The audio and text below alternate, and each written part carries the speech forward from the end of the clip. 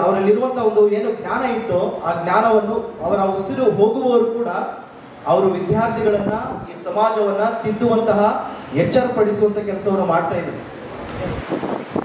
ಅವರ ಸಾವಿನ ನಂತರವಾಗಿ ಅವರ ಆಸ್ತಿ ಏನಿಲ್ಲ ಅಂತ ನಿಮ್ಗೆ ಎಲ್ಲರೂ ಕೂಡ ಗೊತ್ತಿದೆ. ಅವರು ದೊಡ್ಡ ದೊಡ್ಡ ಬಂಗ್ಲೆಗಳು ಮಾಡಲಿಲ್ಲ, ದೊಡ್ಡ ದೊಡ್ಡ ಜಮೀನುಗಳನ್ನು ಖರೀದಿ ಮಾಡಲಿಲ್ಲ. ಕೇವಲ ಅವರ ಆಸ್ತಿ ಇದ್ದಿದ್ದು ಜಾಸ್ತಿ. ಅವರ ಒಂದು ಮನೆಯಲ್ಲಿ ಯಾವ ಅಪಾರ್ಟ್ಮೆಂಟ್ ಅಲ್ಲಿ ಇದ್ದಂತ ಸಂದರ್ಭದಲ್ಲಿ ಅವರ ಮನೆಯಲ್ಲಿ ಇದ್ದದ್ದು ಬರೀ ಪುಸ್ತಕಗಳೇ ಅವರ ಆಸ್ತಿಯಾಗಿತ್ತು. ಬರೀ ಪುಸ್ತಕಗಳು ಮಾತ್ರ ಇತ್ತು. ಅದನ್ನು ಅವರ ಆಸ್ತಿಯನ್ನಾಗಿ ಪರಿಗಣಿಸಿದ್ರು.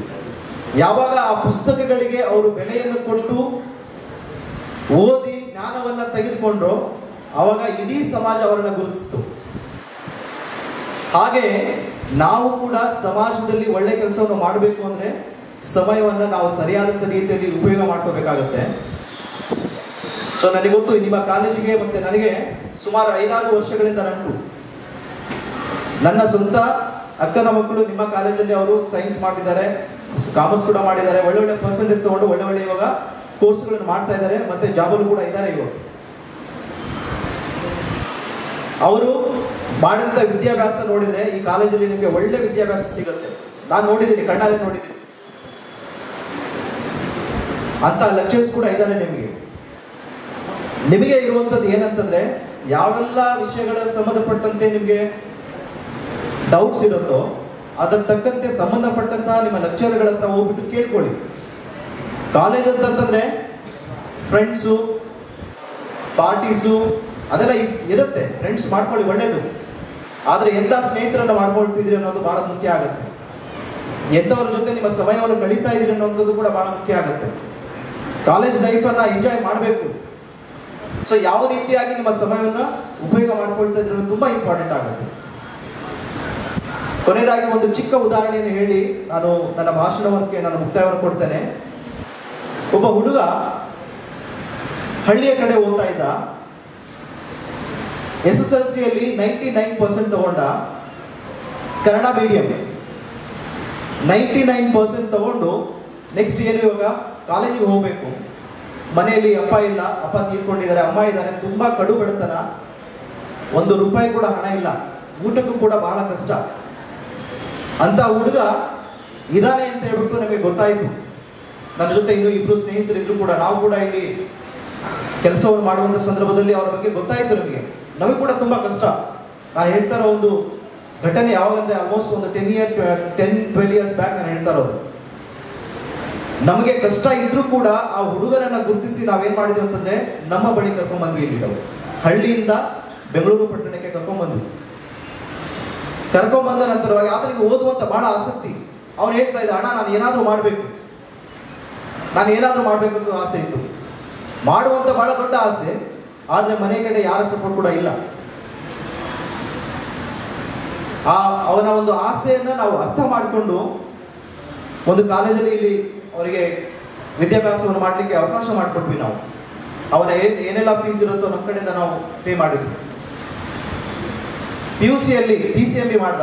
ಕನ್ನಡ ಮೀಡಿಯಂ ಅಂತ ಬಂದಂತ ಹುಡುಗ PUCಯಲ್ಲಿ PCMBಯಲ್ಲಿ 98% ಮಾಡ್ದ.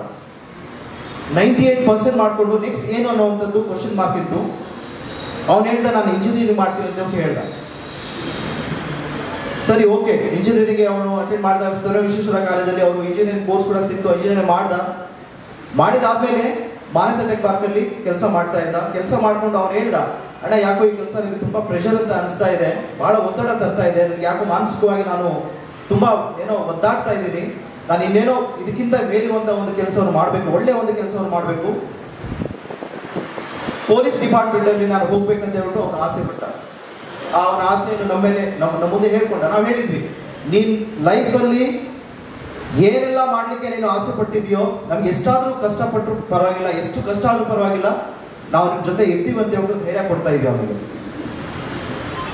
ಧೈರ್ಯ ಕೊಟ್ಟಾದ್ಮೇಲೆ ಅವ್ನು ಹೇಳ್ದ, ಅಣ್ಣ ನನಗೆ ಒಂದು 6 ತಿಂಗಳು ಟೈಮ್ ಬೇಕಾಗತ್ತೆ, ಮನೆಯಲ್ಲಿ ಕೂತ್ಕೊಂಡು ನಾನು ಒಂದು ಎಕ್ಸಾಮಿನೇಷನ್ಗೆ ನಾನು ಪ್ರಿಪೇರ್ ಆಗಬೇಕು, BSc ಎಕ್ಸಾಮಿನೇಷನ್ಗೆ ನಾನು ಪ್ರಿಪೇರ್ ಆಗ್ಬೇಕಂತ ಹೇಳ್ದ. ಯಾವುದೇ ಕೋಚಿಂಗ್ ಹೋಗಿಲ್ಲ, ಬೇರೆ ಯಾವುದೋ ಒಂದು ಇನ್ಸ್ಟಿಟ್ಯೂಷನ್ ಹೋಗ್ಲಿಲ್ಲ. ಅವ್ನು ಹೇಳ್ದ, ನಾವು ರೆಡಿ ಇದ್ವಿ, ಕೋಚಿಂಗ್ ಸೆಂಟರ್ ಕಳಿಸ್ಲಿಕ್ಕೆ ರೆಡಿ ಇದ್ವಿ. ಅವ್ರು ಒಪ್ಕೊಳ್ಳಿಲ್ಲ. ಇಲ್ಲ ಯಾಕೆ ದುಡ್ಡು ಸುಮ್ಮನೆ ವೇಸ್ಟ್ ಮಾಡೋದು, ನಾನೇ ಓದ್ಕೊತೀನಿ ಮನೆಯಲ್ಲಿ ಅಂತ ಹೇಳೋದು. ಮನೆಯಲ್ಲೇ ಇದ್ಕೊಂಡು 6 ತಿಂಗಳ ಸತತವಾಗಿ ಅವರು ಪ್ರಯತ್ನ ಪಟ್ಟ. ಫಸ್ಟ್ ಅಟೆಂಪ್ಟ್ ಅಲ್ಲಿ ಅವನು ಜನರಲ್ ಕ್ಯಾಟಗರಿಯಲ್ಲಿ PSI ಆಗಿ ಅವ್ರು ಸೆಲೆಕ್ಟ್ ಆದರು. ಇವತ್ತು ಅವರು ಕಮಿಷನ್ ಆಫೀಸಲ್ಲಿ PSI ಗೆ ಕೆಲಸ ಮಾಡ್ತಾ ಇದ್ದಾರೆ. ಏನೂ ಇಲ್ಲದಂತಹ ಹುಡುಗ, ಯಾವುದೇ ಸಪೋರ್ಟ್ ಇಲ್ಲದಂತಹ ಹುಡುಗ ಇವತ್ತು ಆ ಒಂದು ಸ್ಥಾನದಲ್ಲಿದ್ದಾನೆ. ಮತ್ತೆ ಇನ್ನೊಂದು ಎಕ್ಸಾಮಿನೇಷನ್ ಕೂಡ ಟ್ರೈ ಮಾಡ್ತಾ ಇದ್ದಾನೆ. ಮೊನ್ನೆ ಕೂಡ ಬಂದಿದ್ದ, ತಹಸೀಲ್ದಾರ್ ಎಕ್ಸಾಮ್ಗೆ ನಾವು ಟ್ರೈ ಮಾಡ್ತಾ ಇದ್ದಾನಂತೆ. ಆಲ್ಮೋಸ್ಟ್ 75% ಕ್ಲಿಯರೆನ್ಸ್ ಆಗಿದೆ, ಇನ್ನು 25% ಇದೆಣ್ಣ, ಅದಕ್ಕೋಸ್ಕರ ವೇಟ್ ಮಾಡ್ತಾ ಇದ್ದೀನಿ ಅಂತ ಹೇಳ್ತಾ ಇದ್ದಾರೆ. ಫ್ಯಾಮಿಲಿ ಬ್ಯಾಕ್ಗ್ರೌಂಡ್ ಏನಿಲ್ಲ. ಅಂತಹ ಮಕ್ಕಳು ಲೈಫಲ್ಲಿ ಏನಾದ್ರೂ ಮಾಡಬೇಕು ಅನ್ನುವಂಥ ಆಸೆ ಇದೆ ಅಲ್ಲ, ಆ ಆಸೆ ನಿಮ್ಮಲ್ಲೂ ಕೂಡ ಬರಬೇಕು. ಗುರಿ ಇರಬೇಕು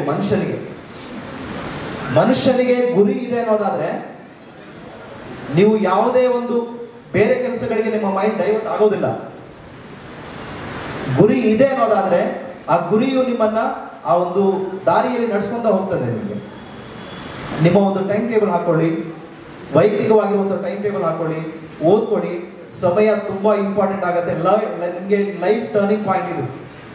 ಈ 2 ವರ್ಷವನ್ನ ಸರಿಯಾದಂತ ರೀತಿಯಲ್ಲಿ ನೀವು ಉಪಯೋಗ ಮಾಡಿಕೊಂಡು ವಿದ್ಯಾಭ್ಯಾಸವನ್ನು ಮಾಡಿ ಒಳ್ಳೆಯ ಒಂದು ಅಂಕಗಳನ್ನು ಪಡೆದುಕೊಂಡು ಜ್ಞಾನವನ್ನು ಪಡ್ಕೊಂಡಿದ್ದೀರ ಅನ್ನೋದಾದ್ರೆ ಲೈಫಲ್ಲಿ ಏನೋ ಒಂದು ಮಾಡ್ತೀರಾ. ನಾಳೆ ಜನ ನಿಮ್ಮನ್ನು ಗುರುತಿಸ್ತಾರೆ, ಒಳ್ಳೆ ಆಫೀಸರ್ ಆಗ್ತೀರಿ, ಒಳ್ಳೆ ಫೀಲ್ಡ್ ಅಲ್ಲಿ ಕೆಲಸ ಮಾಡೋರಾಗಿರ್ತೀರಿ. ಓದು ತುಂಬಾ ಇಂಪಾರ್ಟೆಂಟ್ ಆಗುತ್ತೆ. ಇವತ್ತು ಮೊಬೈಲ್ ಹಿಡ್ಕೊಂಡು ನಾವು ನೋಡ್ತಾ ಇದ್ರೆ, ಕೆಳಗಡೆ ಮಾಡ್ತಾ ಇದ್ರೆ ಸೊಸೈಟಿಲಿ ನೀವು ಲೈಫ್ ಲಾಂಗ್ ಕೆಳಗಡೆ ಮುಖಾನೇ ಮಾಡ್ಕೊಂಡಿರ್ಬೇಕು, ಅವಮಾನ ಪಡಬೇಕು, ಆ ರೀತಿ ಆಗುತ್ತೆ. ಪುಸ್ತಕಗಳನ್ನು ಓದಿ, ಜಾಸ್ತಿ ಸ್ಟಡಿ ಟೈಮನ್ನು ಇನ್ಕ್ರೀಸ್ ಮಾಡ್ಕೊಳ್ಳಿ, ಜಾಸ್ತಿ ಓದ್ಕೊಳ್ಳಿ. ನಿಮ್ಮ ಟೈಮ್ನ ಸರಿಯಾದ ರೀತಿಯಲ್ಲಿ ಅದನ್ನು ಉಪಯೋಗ ಮಾಡ್ಕೊಳ್ಳಿ. ಆ ರೀತಿ ಮಾಡಿದೆ ಅದರಲ್ಲಿ ನಿಮ್ಮ ಭವಿಷ್ಯ ಚೆನ್ನಾಗಿರುತ್ತೆ. ನೀವು ಕೂಡ ಅನೇಕರಿಗೆ ಉದಾಹರಣೆ ಆಗ್ತೀರಿ, ಅನೇಕರಿಗೆ ಸಹಾಯಕರಾಗ್ತೀರಿ. ಈ ಭಾರತ ದೇಶವನ್ನು ಕಟ್ಟೋದ್ರಲ್ಲಿ ನಿಮ್ದು ಒಂದು ಪಾತ್ರ ಆಗಿರುತ್ತೆ ಅಂತ ಹೇಳಿ ನಿಮ್ಮೆಲ್ಲರೂ ಕೂಡ ಮತ್ತೊಂದು ಸಾರಿ ಈ ಒಂದು 2025ರ ಫ್ರೆಶರ್ ಡೇ ಏನಂತ ಸೆಲೆಬ್ರೇಟ್ ಮಾಡ್ತಾ ಇದೀವಿ.